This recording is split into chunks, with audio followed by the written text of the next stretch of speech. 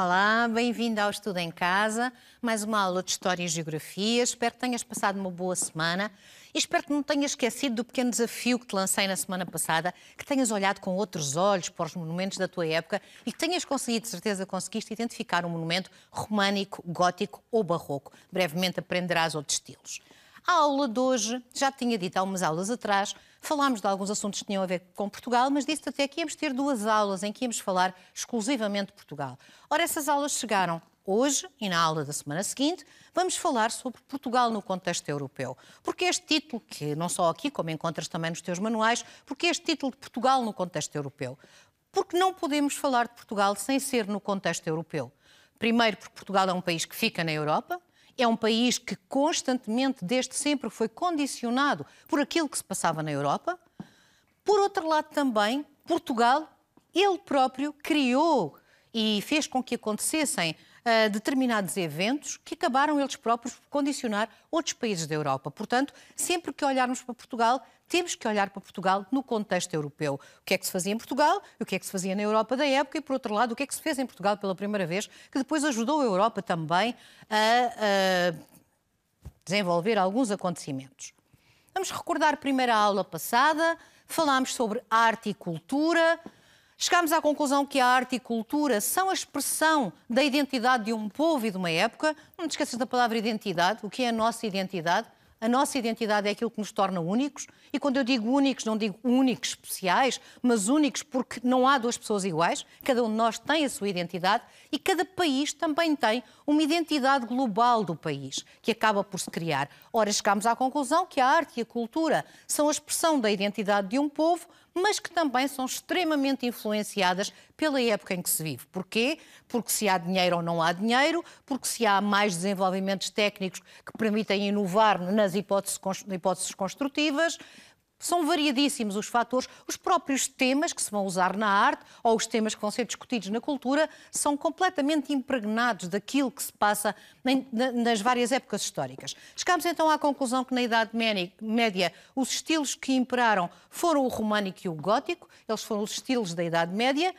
E depois, dando um saltinho no tempo, falámos do barroco no Antigo Regime, mais concretamente no século XVIII. Chegámos à conclusão que a arte barroca era uma arte faustosa, esplendorosa, que correspondeu a uma época da história de grande dinamismo económico dos países, muito dinheiro que havia para gastar e fazer estes monumentos que deslumbravam toda a gente. Por outro lado, também nunca deve-se esquecer que o barroco serviu à Igreja, no âmbito da Contra-Reforma, para chamar mais súbditos, para que os súbditos ficassem espantados com tamanha beleza e fossem cada vez mais às igrejas. Chegámos também à conclusão que o direito à cultura e a uma educação laica, e uma educação laica, nunca te esqueças, é uma educação que não tem princípios ideológicos de religião.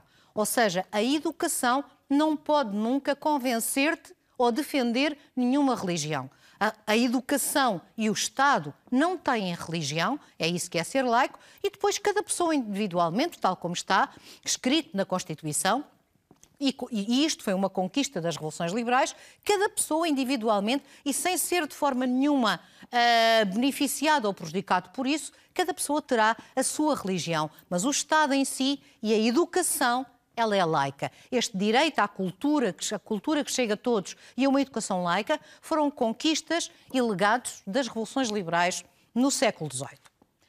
Na aula de hoje, nós temos sempre a nossa questão-problema. Nós hoje vamos querer saber, vamos olhar, na próxima aula vamos falar de Portugal, mais em termos económicos. Hoje vamos falar mais de política. E vamos principalmente dedicar-nos a dois momentos, um deles já falámos um bocadinho sobre ele, dois momentos que marcaram a identidade nacional. Esses dois momentos foram, por um lado, primeiro, a Revolução de 1383-85, por outro lado, a Revolução Liberal de 1820. Gostava de chamar-te a atenção para a importância da Revolução Liberal de 1820, primeiro até porque como deves ter reparado, estamos em 2020. Comemoram-se no presente ano 200 anos da Revolução Liberal, precisamente neste ano. A Revolução Liberal foi extremamente importante para a modernização do país. Como vamos ver depois, primeiro uma modernização política, civil até, mas depois, consequentemente, vem a liberalização económica, também da sociedade, etc. Portanto, a Revolução Liberal, 200 anos, que por um lado nós olhamos, 200 anos é muito, mas olha que historicamente é tão pouco, 200 anos, e Portugal mudou tanto em 200 anos. Aquilo que Portugal era em 1820 e aquilo que Portugal é hoje em dia, Portugal mudou imenso nestes 200 anos. De que forma é que estes dois momentos fundamentais na história de Portugal, a Revolução de 1383-85 e a Revolução Liberal de 1820, como é que eles contribuíram para a construção da nossa identidade nacional? A Revolução de 1383, tal como vimos numa aula, há 2 aulas atrás, penso eu, é uma luta pela afirmação da nossa independência em relação a Castela. Ela é fundamental porque ela vem, digamos que é a nossa verdadeira emancipação. Nós lutávamos com Castela há 200 anos, apesar de algumas lutas serem pequenas lutas, outras maiores, e lutávamos ao mesmo tempo com muçulmanos para os mandar embora do território que viria a ser Portugal, para conquistar território, mas lutávamos com Castela. Por determinados pormenores de fronteira, por determinadas localidades, Portugal ainda estava muito, quase, digamos que traumatizado. Há pouco tempo, há relativamente pouco tempo, em termos históricos, pouco tempo, Portugal se tinha tornado independente, que o condado portucalense se tinha tornado um país. E esta Revolução de 1383-85, para mim, é extremamente importante e é uma altura em que Portugal quase que afirma: não foi por acaso que nós nos tornámos independentes. Nós merecemos a nossa independência. A nossa independência que muita gente punha em causa nesta altura. Se calhar foi porque aconteceu. Não. A independência de Portugal foi merecida e nós mostramos que merecíamos este país. Porque soubemos defendê-lo, soubemos preservá-lo e soubemos mudá-lo em alturas de crise. E foi uma grave crise que aconteceu no século XIV, como já vimos numa aula passada e vamos voltar a ver hoje um pedacinho. Por outro lado, a Revolução Liberal, ela é extremamente importante também. Porquê? Porque se a Revolução de 1383 nos traz a afirmação, a nossa afirmação de independência, a nossa emancipação verdadeira, a Revolução Liberal traz-nos a afirmação dos ideais liberais. Dos ideais de igualdade perante a lei, dos ideais de soberania popular, em que o povo vai escolher os seus representantes e vai permitir, depois também em termos económicos, como vamos ver na próxima aula, através de várias reformas, vai permitir a construção daquilo que é o Portugal moderno e que nós devemos continuar a construir todos os dias. Vamos voltar à Revolução de 1383-85. Pestes e fomes. O século XIV foi um século de pestes e fomes terríveis, já falámos disso, peste negra, maus anos agrícolas, foi um ano terrível. Por outro lado, guerras por toda a Europa, no nosso caso especificamente em Portugal, as chamadas guerras fernandinas, já te falei delas mesmo agora, eram guerras que o rei Dom Fernando travou muitas guerras com Castela pelos limites do nosso território nacional. Para pôr fim a estas guerras fernandinas, Dom Fernando vai assinar o Tratado de Salvaterra de Magos com o rei de Castela. O que é que este Tratado de Salvaterra de Magos diz? Este Tratado de Salvaterra de Magos diz muito mais do que eu vou dizer, mas tem que ser tudo muito rapidamente aqui, como tu sabes.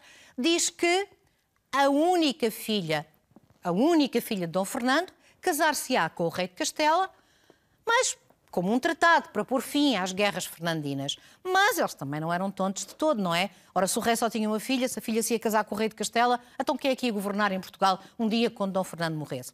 O Tratado de Salvaterra de Magos previu tudo isso. O Tratado de Salvaterra de Magos dizia que então, quando a filha do rei, Princesa Beatriz, depois de se casar com o rei de Castela, tivesse o primeiro filho, esse primeiro filho, quando tivesse 14 anos, vinha a assumir o trono de Portugal.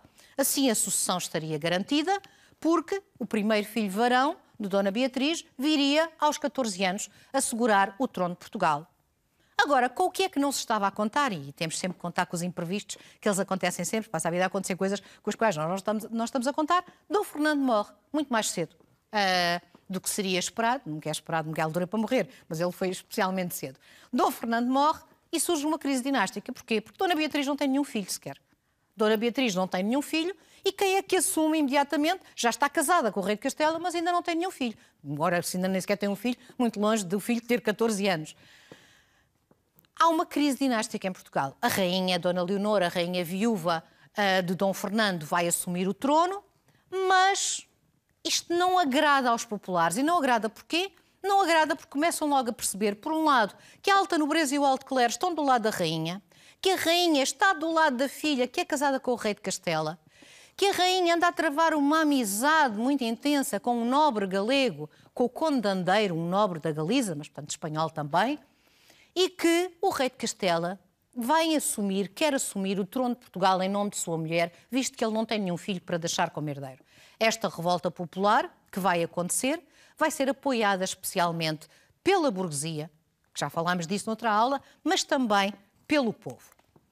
Vamos ver um pequeno vídeo agora sobre este problema da sucessão ao trono em 1383-85.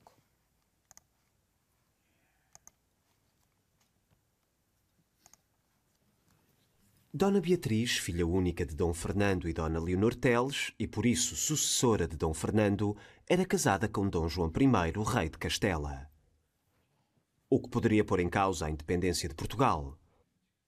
Contudo, de acordo com o Tratado de Salvaterra de Magos, era Dona Leonor que ficava com a regência até que Dona Beatriz tivesse um filho varão que, aos 14 anos, seria aclamado rei de Portugal.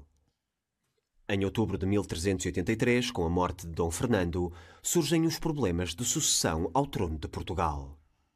Dona Beatriz foi aclamada rainha e Dona Leonor sua regente. No entanto, Dona Leonor Teles era aconselhada pelo conde de Andeiro, um fidalgo galego, o que podia pôr em causa os interesses de Portugal. Perante este cenário, a população revoltou-se e os grupos sociais portugueses dividiram-se. Grande parte da nobreza e do clero, com medo de perder os privilégios, apoiava Dona Beatriz.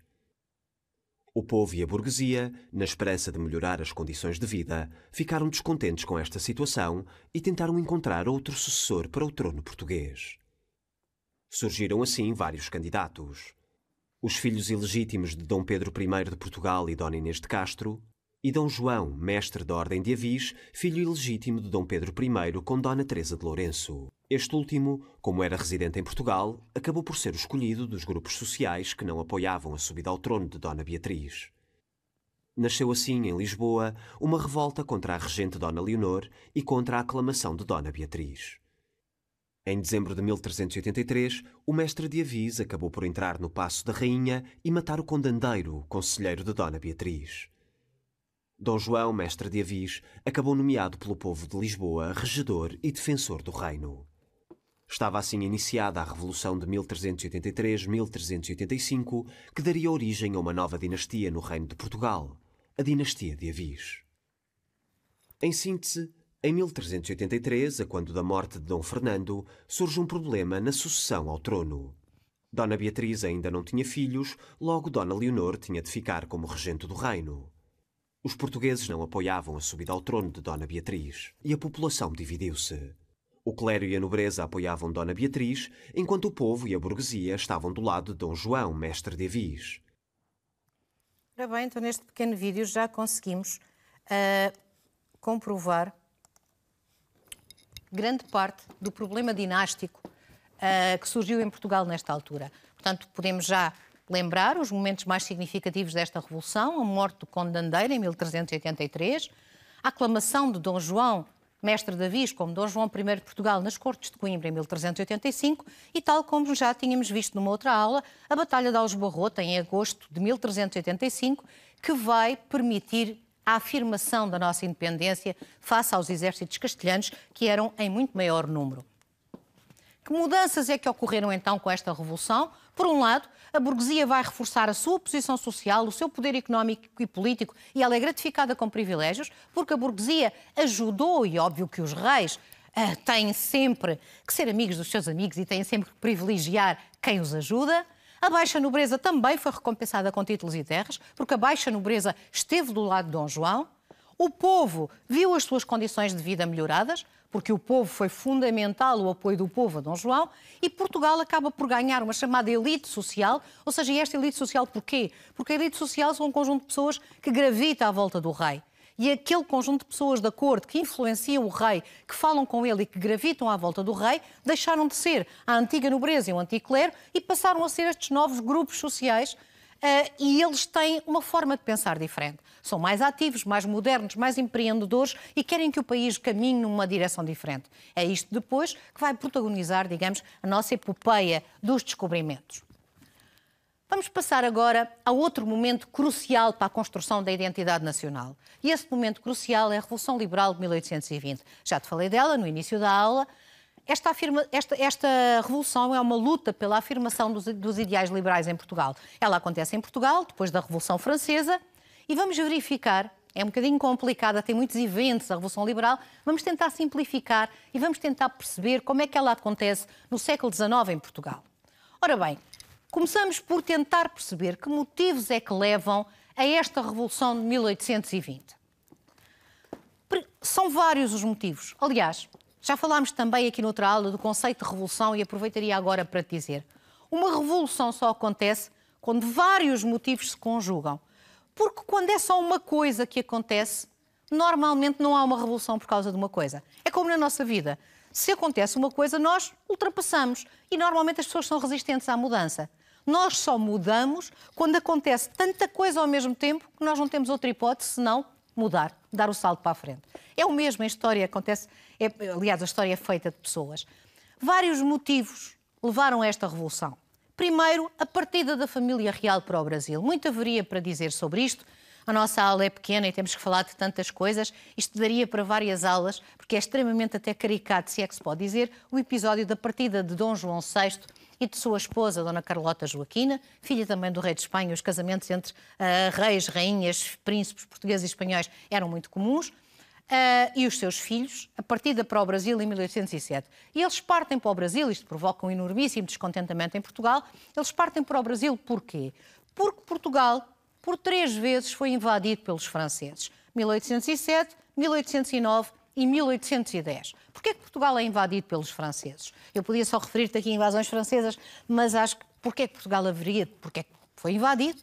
Ora, muito simples, em França já tinha acontecido a Revolução Francesa, em 1789, França passa por várias etapas nessa revolução e aquilo que nós consideramos, normalmente, costumamos chamar a última etapa da Revolução Francesa, acaba por ser a subida ao trono em França de Napoleão Bonaparte, que acaba definitivamente com as esperanças. Depois, a seguir, outras coisas aconteceram. Não podemos agora falar delas. Mas naquela época, Napoleão acaba quase com as esperanças dos revolucionários franceses e transforma a França num império. Mas num império de tal forma autoritário e de tal forma com ímpetos conquistadores que Napoleão Bonaparte vai conquistar vários territórios na Europa. Um dos países que faz frente a Napoleão é a Inglaterra.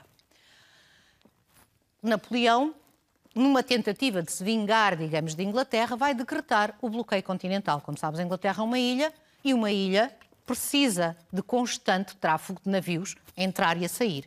Ora, e o que é que Napoleão decreta? Que nenhum porto na Europa deixe parar nenhum navio inglês. Portugal, por outro lado, tem um tratado de amizade com a Inglaterra. Posso dizer que o nosso tratado luso-britânico, feito, se não estou em erro, em 1373, é o tratado entre dois países, a aliança entre dois países mais antiga do mundo. E Portugal não foi capaz, no âmbito deste tratado que tínhamos com os ingleses, de não deixar os navios ingleses pararem nos nossos portos. Deixou. E Napoleão, para mostrar que ninguém lhe desobedecia em vão, mandou os seus exércitos invadirem Portugal. Napoleão, inclusive, vai discutir com o rei de Espanha da altura a divisão quase de Portugal, como é que Portugal era dividido. Até os territórios de Portugal já estavam divididos, uns para a Espanha, outros para a França, já estava tudo dividido.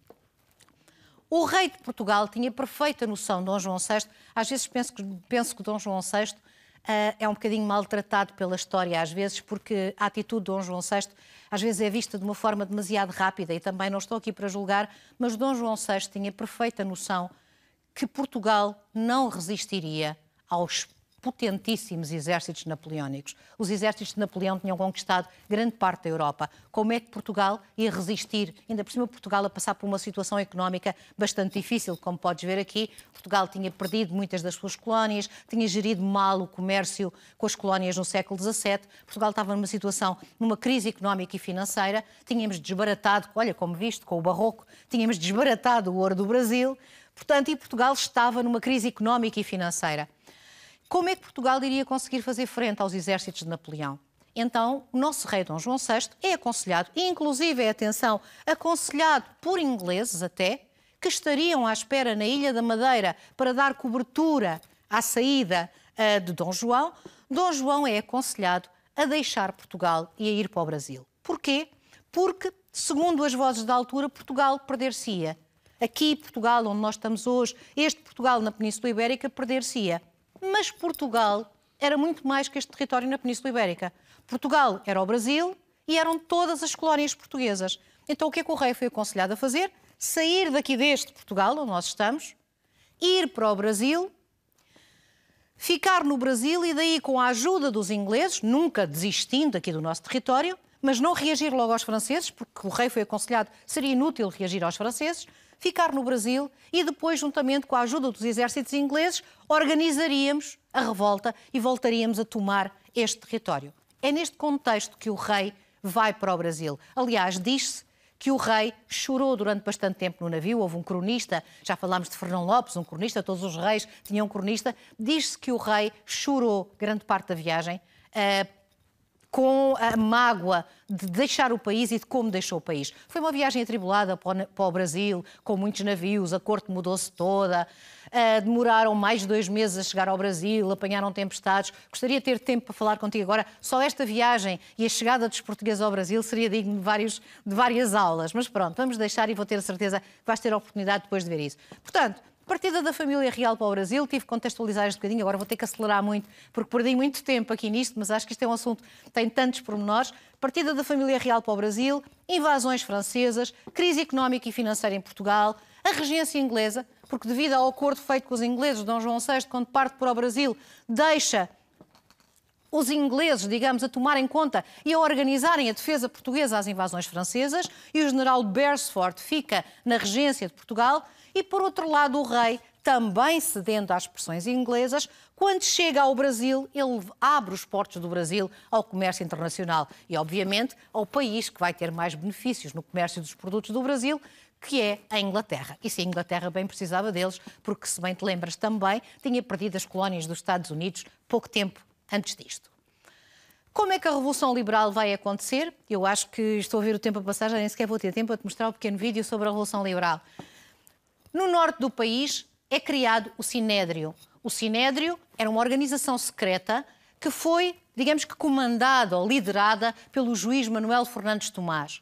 O Sinédrio vai, digamos que, planear, descontente com todos aqueles motivos que eu te mostrei, vai planear uma revolução em Portugal. Também estavam influenciados pelas ideias da Revolução, também por uma revolução liberal que tinha acontecido pouco tempo antes em Espanha, e o juiz Manuel Fernandes Tomás vai liderar o Sinédrio e esta revolução que começa no Porto. Quando esta revolução chega a Lisboa, é constituída uma chamada Junta Provisional do Reino, é assim que se chama, digamos, o governo, e o objetivo desta Junta Provisional do Reino, criada em 1820, é criar uma Constituição para Portugal. Como sabes, estamos no ano das Revoluções Liberais. A primeira coisa que os países fazem quando têm uma Revolução Liberal é criar uma Constituição, e eles têm a Junta Provisional do Reino, vai ter como, entre muitos objetivos, o ordenamento de Portugal, etc., mas a criação de uma Constituição.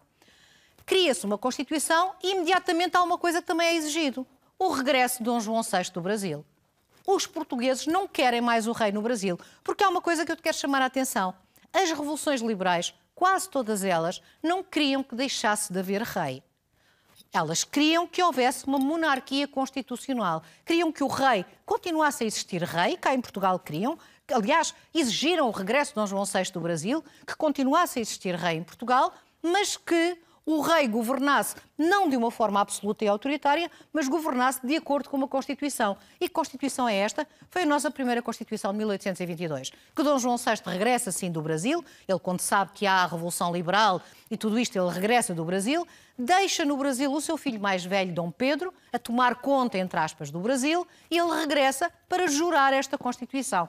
Ele nem põe grandes entraves e ele acaba por jurar. Esta nossa primeira Constituição de 1822 é uma Constituição com ideais extremamente liberais. Mas o que é que acontece logo a seguir? E por isso é que eu digo que há muita coisa na Revolução Liberal, porque foram muitos acontecimentos muito depressa, num ano a seguir ao outro. Dom Pedro, que ficou a tomar conta do Brasil, para o pai vir para Portugal, ele próprio declara a independência do Brasil de Portugal. O pai vem para Portugal assinar a Constituição, porque houve a Revolução Liberal cá em Portugal, e Dom Pedro, o pai vem com a esposa, Dona Carlota Joaquina, e vem também com outro filho, Dom Miguel. Dona Carlota Joaquina e Dom Miguel eram a favor do absolutismo régio. O pai, Dom João VI, era uma pessoa muito moderada, era uma pessoa engraçada. É um rei cuja biografia, a vida deste rei, vale a pena ler, porque tem pormenores e características de Dom João VI muito engraçadas. Era um rei que falava com toda a gente, era um rei que instituiu o costume do beijamão, era um rei que não se esquecia daquilo que as pessoas lhe contavam sobre a sua vida. Era um rei muito engraçado. Dom Pedro vai proclamar a independência do Brasil. Há quem diga até que esta independência do Brasil já estaria de alguma forma quase que combinada entre o próprio Dom João VI e Dom Pedro. Porque há quem diga que Dom João VI disse ao filho, antes de voltar para Portugal, se nós não declararmos a independência do Brasil, outros vão declarar por nós e perdemos definitivamente esta terra. Então mais vale, mas não está nada ainda, não está nada, digamos, completamente certo em relação a isto. Eu já não te vou mostrar o pequeno vídeo, vou passar. Não vou ter tempo, de certeza, porque pelo tempo que tenho disponível, fica para outra altura, prometo, teremos tempo de ver o vídeo, mas já não vou ter tempo para te passar o vídeo. Vamos falar então sobre a Constituição. Esta Constituição que o rei Dom João VI veio jurar, a Constituição de 1822, ela defendia a igualdade dos cidadãos perante a lei, qualquer Constituição defende isso, a separação dos poderes, já sabes, executivo, legislativo e judicial, e a soberania popular. Sempre que ouvires esta expressão, a soberania popular, quer dizer que o povo é que escolhe quem governa através do voto. E agora até se calhar poderias dizer assim, então, mas afinal há rei, então se há rei, o rei é hereditário, não se escolhe. Mas aí é que está a separação dos poderes. É que o poder, como a Constituição, deixa de estar exclusivamente no rei. O poder passa para onde? Passa para a Assembleia da República. Aliás, a nossa Assembleia da República acaba depois por ser construída nesta época, depois, mais tarde, em que a nossa Assembleia acaba por servir estes propósitos do liberalismo. É para isso que serve uma Assembleia. Não valia a pena ter uma Assembleia se não houvesse liberalismo. Portanto, é depois que ela é construída. Dom Pedro, quando, entretanto, Dom João VI vem para Portugal, Dom Pedro fica como imperador do Brasil, mas Dom João VI morre. Morre muito rapidamente. Há quem diga, está quase provado, mas também é daquela, que Dom João VI morreu envenenado. O que é certo é que ele sentiu-se mal depois de um almoço no Mosteiro de Jerónimos, teve 3 dias muito mal e morreu a seguir. Como de certeza que já ouviste a expressão, rei morto, rei posto, ora assim que Dom João VI morre, ora Portugal não fica sem rei. O rei é o filho. Quem é que é o filho? Dom Pedro. E onde é que está Dom Pedro? Dom Pedro é imperador do Brasil, porque entretanto tinha ficado no Brasil e declarou a independência do Brasil. Ora, que grande confusão que está aqui armada, não é? E então, Dom Pedro suspende, que é uma coisa engraçada, temporariamente suspende o seu cargo de imperador do Brasil, deixa ao seu filho, Pedro II, e vem para Portugal. E ele vem para Portugal porque, entretanto, ele vem na tentativa de... O seu irmão já estava a convencer, digamos, uma parte do reino, com ideias absolutistas, a mãe também, a rainha Carlota Joaquina, e ele vem, de alguma forma, percebe que o país não está tudo menos estável, que o país está dividido entre liberais e absolutistas. Ele, de alguma forma, reconhece que a Constituição de 1822 é extremamente arrojada, digamos, é liberal demais, e ele vai... digamos que conceder ao povo português a Carta Constitucional de 1826. Ela é muito parecida com a Constituição de 1822, mas é um bocadinho menos liberal. E porquê? Porque, entre outras coisas, vai enfraquecer o poder legislativo, o poder de fazer as leis, através de quê? Através da criação no chamado quarto poder. E o que era este quarto poder? Este quarto poder era o poder moderador, para já um poder que deveria zelar pelos outros 3 poderes que existem, pela convivência dos outros 3 poderes, mas também dava ao rei, em último caso, o poder de recusar leis que vinham da Assembleia. Ora, com certeza que muita gente não fica contente com isso e vai haver uma guerra civil em Portugal. Esta guerra civil que aconteceu em Portugal foi terrível. As guerras são sempre terríveis, mas uma guerra civil é talvez do pior tipo de guerra que pode haver. Um país, uma parte do país a lutar contra outra parte do país. Os liberais acabam por ganhar. Infelizmente, Dom Pedro morre logo a seguir à vitória dos liberais, que é assinada na Convenção de Évora-Monte. Há um triunfo definitivo do liberalismo em Portugal. Acabam as estruturas do antigo regime. São abolidos os privilégios da nobreza e do clero, nacionalizados os bens das ordens religiosas, é reorganizada a administração pública, a justiça e as finanças, papel fundamental aqui do Mouzinho da Silveira e de Joaquim António da Aguiar, é liberalizada a nossa economia, como vamos ver na aula seguinte, e gostava que percebesses, em síntese, que estas duas revoluções, aquilo que as distingue, o que elas têm em comum, é que em contextos muito diferentes, estas revoluções consignaram os anseios da burguesia e afirmaram novos valores nacionais. Pensa um bocadinho nisto, está bem? Resolve a ficha que te chegará, entretanto, a casa e até para a semana.